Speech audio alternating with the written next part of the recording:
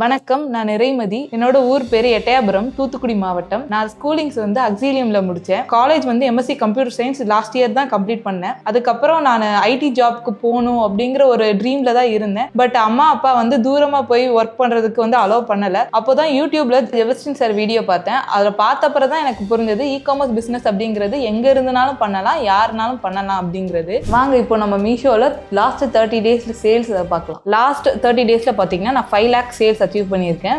சேல்ஸோட rate வைஸா கொடுத்துருக்காங்க. Last month பாத்தீங்கன்னா 1008 unit sale ஆயிருக்கு. இதுல அந்த courier return, customer return, cancellation அதெல்லாம் போக 800 யூனிட் கம்ப்ளீட் ஆயிருக்கு. நான் எடுத்தோடனே அமேசான்லயோ மீஷோலயோ சேல்ஸ் எடுக்கல. நான் 9 months ஸ்ட்ரகிள் பண்ணேன். இப்போதான் ஒரு லாஸ்ட் 3 month தான் நல்லா போய்கிட்டு இருக்கு. ப்ராடக்ட்ஸ் அடுக்கி வைக்கிறதுக்கு எங்க வீட்டில் இருக்க ஒரு கிச்சனை யூஸ் பண்ணிக்கிட்டேன். மேலே சும்மா தான் இருந்துச்சு, அதனால நம்ம ப்ராடக்ட் அடுக்கி வைக்க யூஸ் பண்ணிக்கலாம்.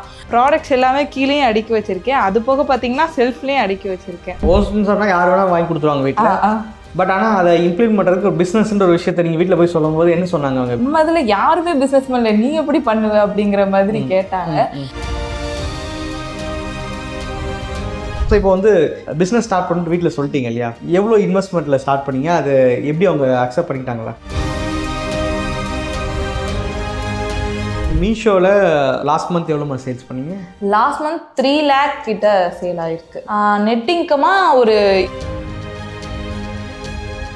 இப்போ நிறைய பேருக்கு புதுசாக ஆரம்பிக்க ஒரு டவுட் கேட்டேன், ரிட்டர்ன்ஸ்லாம் வருதுல்ல, அது என்ன பண்ணுவாங்கன்ட்டு. எனக்கு ரிட்டர்ன் வந்தோடனே உடனே நான் இது பண்ண மாட்டேன். நான் அதுக்குன்னு டைம் எடுத்து உட்கார்ந்து அதை பார்த்து அது என்ன கேட்டிருக்காங்க அப்படிங்கிறத நான் இது பண்ணி அதுக்கடுத்து அதை நான் சால்வ் பண்ணணும்னு தான் பார்ப்பேனே தவிர அந்த ரிட்டர்ன்ஸ் வந்துடுச்சு அப்படின்னு டவுன் ஆகக்கூடாது. ஸோ இப்போ மீஷோ அப்படின்ற ஒரு பிளாட்ஃபார்ம் எடுத்தாலே நிறைய பேர் கண்ணாமண்ணான்னு திட்டுற ஒரு விஷயம் ரிட்டர்ன்ஸ், ஃபேக் ரிட்டர்ன்ஸ் வரும். பட் இது எப்படி நீங்கள் சர்வே பண்ணி வந்தீங்க? ஃபேக் ரிட்டர்ன்ஸ் அப்படிங்கிறது ஆர்டிஓலையும் இருக்கு, நார்மல் ரிட்டர்ன்லேயும் இருக்கு. ஆர்டிஓ கொஞ்சம் பரவாயில்ல, ஆனால் நார்மல் ரிட்டர்ன்ல ரொம்ப ஜாஸ்தியாக இருக்கும்.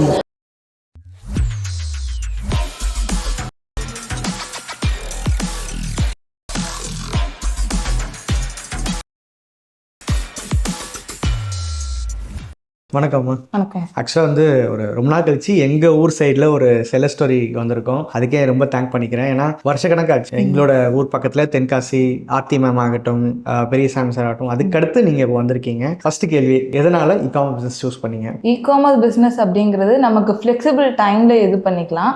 நம்மளால வீட்லேயும் நம்மளோட ஒர்க்கை இது பண்ண முடியும், பிஸ்னஸையும் பார்த்துக்க முடியும். ரெண்டையுமே ஒரே லெவலில் ஹேண்டில் பண்ண முடியும். அதனால தான் இ-காமர்ஸ் பிஸ்னஸை சூஸ் பண்ணேன். ஆக்சுவலி நீங்கள் ஒன்று சொன்னீங்க, என்னன்னா மாஸ்டர் ஆஃப் கம்ப்யூட்டர் சயின்ஸ் முடிச்சுட்டு நான் ஐடி ஜாப் ட்ரை பண்ணேன், கிடைக்கிறதுனால. பட் அப்போ உங்க மைண்ட் செட்ல பிசினஸ்ன்ற ஒன்று இல்லை, கரெக்டா? அப்போ எனக்கு பிசினஸ் இல்லை.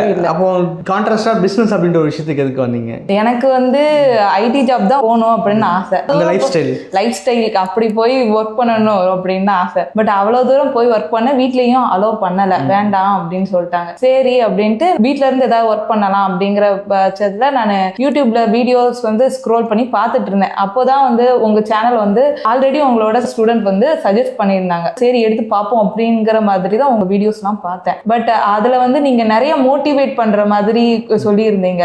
அப்போதான் எனக்கு தோணுச்சு, சரி இ-காமர்ஸ் பிசினஸ் பண்ணலாம், அது நம்மளுக்கு சூட் ஆகும், வீட்லயே இருந்து பண்ற மாதிரி இருக்கு. நான் அப்பயே டிஎன்பிஎஸ்சி அதெல்லாம் ப்ரிப்பேர் பண்ணிட்டு இருந்தேன்.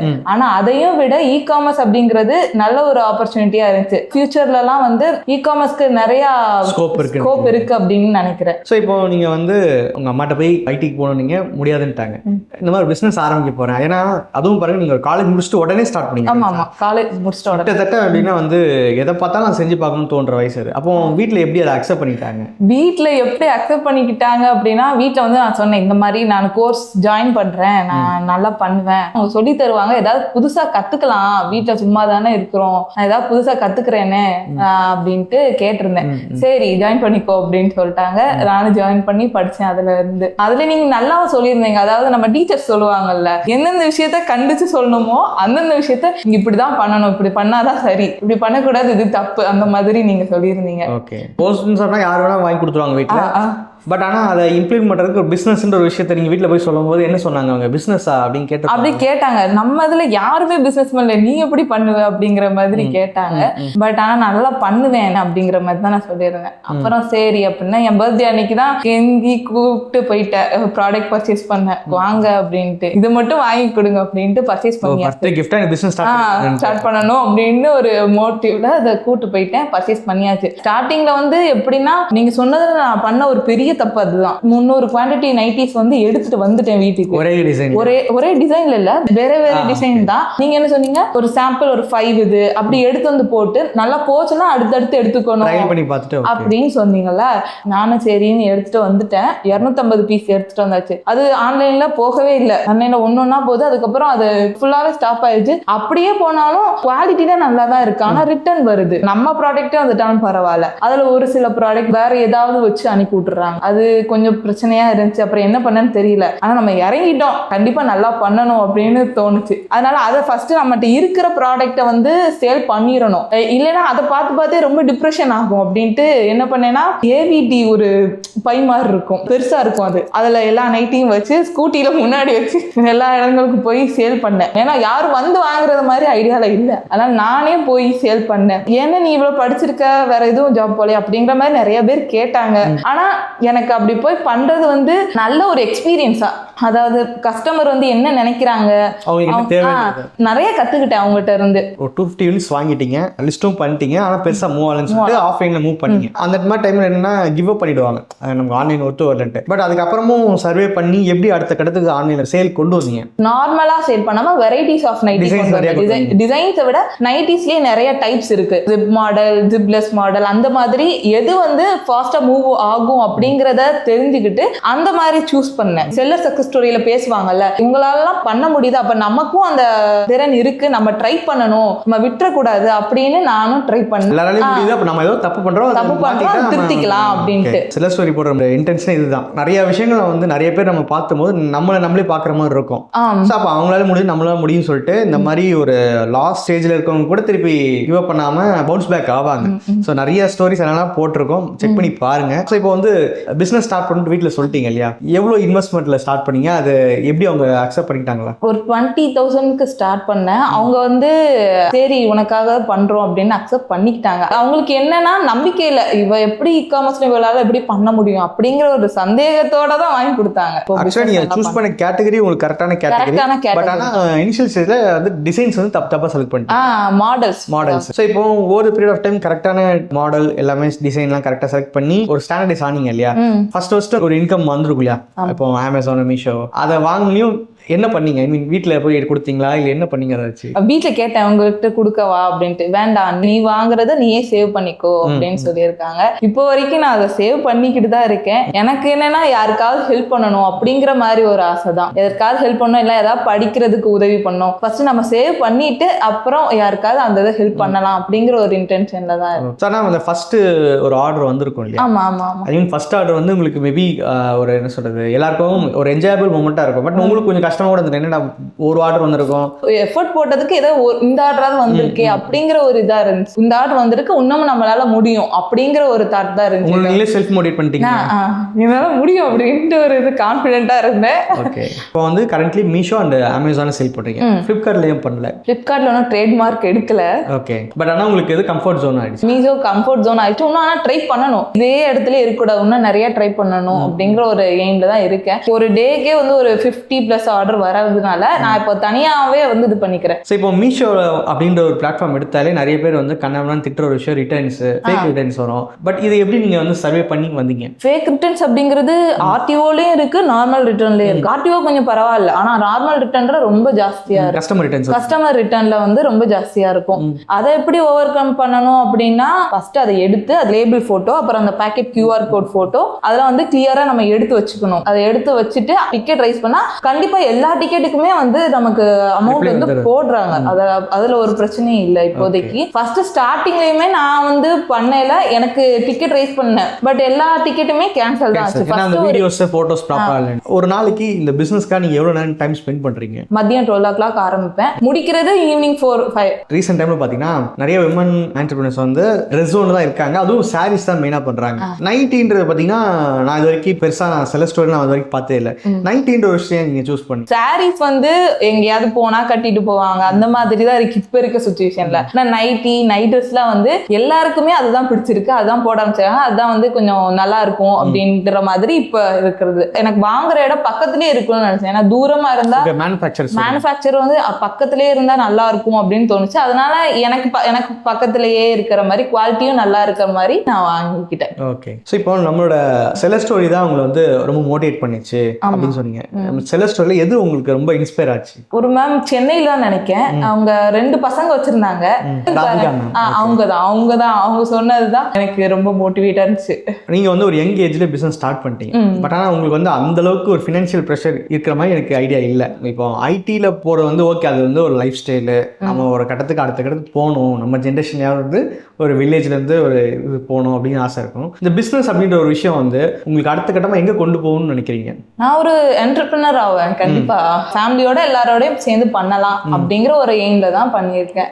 உங்களுக்கு ஃபியூச்சர் கோல் என்னவா இருக்கும் இந்த பிஸ்னஸ்ல? என்னோட ஒரு பிராண்ட் உருவாக்கணும், உமன்ஸ் கிராஃப்ட் அப்படின்னு போட்டு என்னோட பிராண்ட்லயே நான் எல்லாமே செல் பண்ணணும். அதாவது நான் இப்போ நைட்டிஸும் பண்ணிட்டு இருக்கேன், உட்டன் ப்ராடக்ட்டும் பண்ணிட்டு இருக்கேன். உட்டன் ப்ராடக்ட், ஹோம் டெக்கர் அந்த மாதிரி அதெல்லாம் பண்ணிட்டு இருக்கேன். அதுலயுமே என்னோட பிராண்ட் நேம் உருவாக்கி ஒரு சக்சஸ்ஃபுல் என்டர்பிரினரா சர்வைவ் பண்ணணும். ஸோ இப்போ என்னோட பிசினஸ்ல நான் இந்த மாதிரி ஒரு டெக்னிக்ஸ் யூஸ் பண்ணேன் சார், எனக்கு அது ரொம்ப யூஸ்ஃபுல்லா இருந்துச்சுன்னா அது என்னவா இருக்கும்? பிசினஸ்ல எனக்கு மீஷோ பொறுத்த வரைக்கும் ஸ்டார்டிங்ல 3 days டைம் கொடுப்பாங்க, நம்ம வந்து SLA டேஸ்னு சொல்லுவாங்க. ஆனா இப்போ ஆர்டர் வந்த உடனே நம்ம அடுத்த நாளே பேக் பண்ணி அனுப்பணும் அப்படின்னா நம்ம ஒரு ஆக்டிவ் செல்லரா கன்சிடர் பண்ணுவாங்க. அப்போ வந்து அவங்களே எனக்கு கால் பண்ணி நீங்க இந்த ப்ராடக்ட் செல் பண்ணுங்க, நீங்க அந்த ப்ராடக்ட் செல் பண்ணுங்க அப்படின்னு சொல்லுவாங்க. பட் நமக்கு ஓகே அப்படின்னா நம்ம அதுல இது பண்ணலாம். உங்களுக்கு எக்ஸிஸ்டிங் அந்த லிஸ்டிங்ல இருந்து சொல்றாங்களா இல்ல அதர் தென் லிஸ்டிங் இந்த மாதிரி ப்ராடக்ட் ஆட் பண்ணுங்க. சோ இப்போ வந்து மீஷோல லாஸ்ட் மந்த் எவ்வளவு சேல்ஸ் பண்ணீங்க?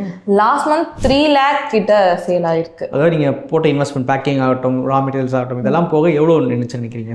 நெட் இன்கமா ஒரு 80,000 கிட்ட நினைச்சு. ரிட்டர்ன்ஸ்லாம் போக? ரிட்டர்ன்ஸ்லாம் போக. Okay okay. சோ இப்போ நிறைய பேருக்கு புதுசா ஆரம்பிக்கிற ஒரு டவுட் கேட்டேன், ரிட்டர்ன்ஸ்லாம் வருதுல அது என்ன பண்ணுவாங்கன்ட்டு. எனக்கு ரிட்டர்ன் வந்தோடனே உடனே நான் இது பண்ண மாட்டேன், நான் அதுக்குன்னு டைம் எடுத்து உட்கார்ந்து அதை பார்த்து அது என்ன கேட்டிருக்காங்க அப்படிங்கறத நான் இது பண்ணி அதுக்கடுத்து அதை வந்து நான் சால்வ் பண்ணணும்னு தான் பார்ப்பேனே தவிர அந்த ரிட்டர்ன்ஸ் வந்துருச்சு அப்படின்னு டவுன் ஆகக்கூடாது. ரிட்டர்ன்ஸ்ல இருந்து நம்ம கத்துக்க வேண்டியது நிறைய இருக்கு. அதனாலேயே தேங்க்யூ கால்ல கரெக்டா அந்த இதை ஃபீட்பேக் பண்ணிருங்க அப்படிங்கிற மாதிரி போட்டுப்பேன் ரிட்டர்ன் ஃபீட்பேக்ல. லைக் ஒரு வருஷம் ஆச்சு காலேஜ் முடிச்சு, நிறைய ஸ்ட்ரகிள்ஸ் ஃபேஸ் பண்ணிருக்கீங்க. லாஸ்ட் 3 monthஸாவே வந்து நல்ல சேல் இருக்கீங்க, லாஸ்ட் மந்த் 80,000 சொல்றீங்க. இந்த 80,000 நீங்க என்னவா பாக்குறீங்க? நம்ம இத்தனை நாள் போட்ட கன்சிஸ்டன்சி, அந்த எஃபர்ட், அப்புறம் அந்த பாத்துல நம்ம புதுசா கத்துக்கிட்டது, நம்ம சேஞ்ச் பண்ணிக்கிட்டது, அதெல்லாம் வந்துதான் இப்போ நமக்கு 80,000 அப்படிங்கிற ஒரு ரேஞ்ச் நமக்கு கொண்டு வந்திருக்கு.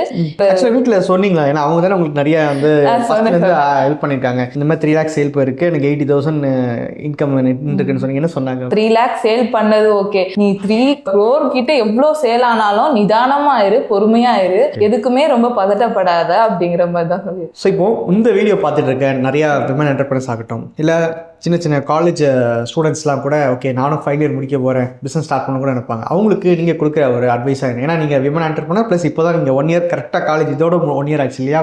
அவங்களுக்கு கொடுக்குற ஒரு பெஸ்ட் அட்வைஸாக என்னவா இருக்கும்? இது ஒரு ஆப்பர்ச்சுனிட்டியாக பார்க்குறேன். இப்போ வந்து எனக்கு வந்து சேல் கிக் ஸ்டார்ட் ஆக ஒரு 9 months ஆயிருக்கு. உங்களுக்கு 1.5 year ஆகலாம், 1 year ஆகலாம். பட் நீங்கள் எப்பயுமே வந்து ட்ரை பண்ணிகிட்டே இருக்கணும், முயற்சியை விடக்கூடாது. உடனே சேல்ஸ் எடுத்து நம்ம இது பண்ணிடுவோம் அப்படிங்கிற மைண்ட் செட்டில் இருக்கக்கூடாது. எப்பயுமே இந்த இ-காமர்ஸ் பிசினஸ் நம்மளால பண்ண முடியும் அப்படிங்கிற நம்ம எஃபோர்ட்டை வந்து நம்ம போட்டுட்டே இருக்கணும் ஃபியூச்சர்ல. ஆனா கண்டிப்பா நம்ம போட்ட எஃபோர்ட்கான பலன் கிடைக்கும். சோ உங்களோட பிசினஸ்க்கு எங்களோட கோர்சஸ் பிளஸ் சர்வீஸ் எந்த அளவுக்கு யூஸ்ஃபுல்லா இருக்குன்னு நினைக்கிறீங்க? சார் நீங்க சொல்லி கொடுக்கல அப்படின்னா, நீங்க சொல்லல அப்படின்னா எனக்கு அமேசான், மீஷோலாம் சேல் பண்ணலாம் அப்படிங்கிறதே தெரியாது. அமேசான்ல லிஸ்டிங் பண்றது மற்றபடி எல்லாமே இருக்கட்டும், சிம்பிளா என்ன டாக்குமெண்ட், என்னோட போட்டோ, அந்த இது மட்டும் தான் அனுப்பியிருந்தேன். அவங்களே வந்து அந்த எல்லா ப்ராசஸுமே முடிச்சு எனக்கு வந்து கொடுத்தாங்க, இப்படிதான் பண்ணணும் அப்படிங்கிறதையுமே அவங்களே சொல்லி கொடுத்துட்டாங்க. அவங்களோட உங்களோட ஹெல்ப் இல்லை அப்படின்னா எங்களால் அமேசானில் கண்டிப்பாக என்ட்ரு ஆயிருக்கவே முடியாது. என்னால் இவ்வளோ லிஸ்டிங்கும் போட்டிருக்க முடியாது அமேசானில். உங்களுக்கு நிறைய விஷயங்கள் ஷேர் பண்ணிட்டீங்க உங்களோட பிஸி ஹவர்ஸில் டைம் ஸ்பெண்ட் பண்ணி. ஸோ இந்த வீடியோ இதோட முடியல, நீங்கள் one of the contest winner. So உங்களுக்கு ப்ரைஸும் டிஸ்ட்ரிபியூட் பண்ண போகிறோம். ஃப்ரெண்ட்ஸ், இப்போ பார்த்தீங்கன்னா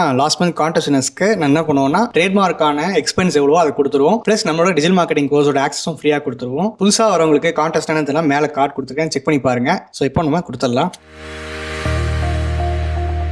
ஸோ நீங்களே கவுண்ட் பண்ணி சொல்லுங்கள். 7,500 rupees. ஓகே, இது உங்கள் பிஸ்னஸ்க்கு எந்த அளவுக்கு யூஸ்ஃபுல்லாக இருக்கும்னு நினைக்கிறீங்க? அடுத்தடுத்து ப்ராடக்ட் வாங்குறதுக்கு நான் யூஸ் பண்ணிப்பேன். அப்புறம் ட்ரேட்மார்க் எடுக்கிறதுக்கு யூஸ் பண்ணிக்கலாம். சார், உங்கள் பொண்ணு வந்து இப்போ இவ்வளோ தூரம் வந்திருக்காங்க இல்லையா, காலேஜ் முடிச்சுட்டு வித்தின் 1 இயரில் இவ்வளோ தூரம் வந்திருக்காங்க. நீங்கள் என்ன ஃபீல் பண்ணுறீங்க? இப்போ தான் அவள் சந்தோஷமாகவே இருக்கிறா. எங்களுக்கு அது போதும். 1 வருஷமாக இதில் ரொம்ப எஃபர்ட் போட்டிருக்கா.